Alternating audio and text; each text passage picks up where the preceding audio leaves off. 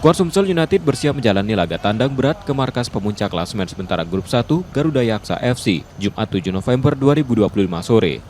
Usai ditahan imbang Sriwijaya FC pada laga sebelumnya, tim sudah melakukan evaluasi dan pembenahan permainan. Menjelang laga ini, Pelatih Nil Maizar menekankan pentingnya fokus dan kewaspadaan. Garudayaksa FC dikenal konsisten saat tampil di kandang, sehingga Sumsel United membidik Misi menghentikan tren positif tuan rumah dan mencuri poin penting. Iya, besok kita bertekad bagaimana untuk memecahkan tidak terkalahkan dari Garudayaksa. Kita bertekad untuk bisa membuat tren positif dari Garudayaksa itu tidak positif. Tambahan poin sangat dibutuhkan Sumsel United untuk naik ke papan atas klasemen. Saat ini mereka masih berada di peringkat kelima dengan 11 poin dari 8 pertandingan.